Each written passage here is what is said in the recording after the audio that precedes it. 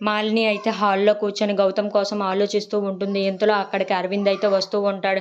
ఏంటి మాలిని ఒక్కరిదయ్యే కూర్చొని ఏమి ఆలోచిస్తుంది అని చెప్పేసి అయితే అనుకుంటూ తన వైపుగా వస్తూ ఉంటాడు. ఇంతలో అక్కడ ఉన్న మాలిని అయితే అరవింద్ని చూసి, ఏంటి అరవింద్ అక్కడే నించుని పోయావు రా అని చెప్పేసి అయితే అంటూ ఉంటుంది. ఆ మాటలు వినగానే అక్కడ ఉన్న అరవింద్ అయితే, ఏంటి మళ్ళీ కానీ ఫోన్ చేసి మాలినికి కిడ్నాప్ విషయం మొత్తం, గౌతమ్ విషయం మొత్తం చెప్పేసిందా ఏంటా అని చెప్పేసి అయితే భయపడిపోతూ ఉంటాడు. ఇంతలో అక్కడ ఉన్న మాలిని అయితే, ఏంటి గౌతమ్ ఏం ఆలోచిస్తున్నావు, ఇక్కడికి రా అని చెప్పేసి అయితే పిలుస్తూ ఉంటుంది.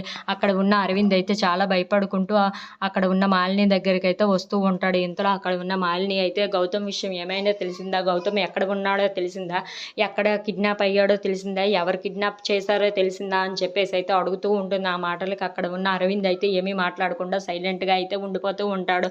ఇంతలో అక్కడికి మళ్ళీ అయితే ఆ అరవింద్ వాళ్ళ ఇంటికి అయితే వస్తూ ఉంటుంది.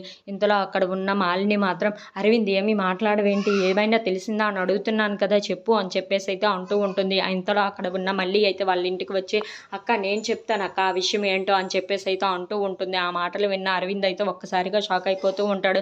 ఇప్పుడు కానీ మళ్ళీ ఆ విషయం కానీ మాలినికి చెప్పిందో, మాలిని ఏం చేస్తుందో ఏమో అని చెప్పేసి అయితే భయపడిపోతూ ఉంటాడు. ఇంతలో అక్కడ ఉన్న మళ్ళీ అయితే, అక్క నేను చెప్తాను కదా మొత్తం ఏం జరిగిందో నేను చెప్తానని చెప్పేసి అయితే అంటూ ఉంటుంది. If you like this video please like, share and subscribe friends.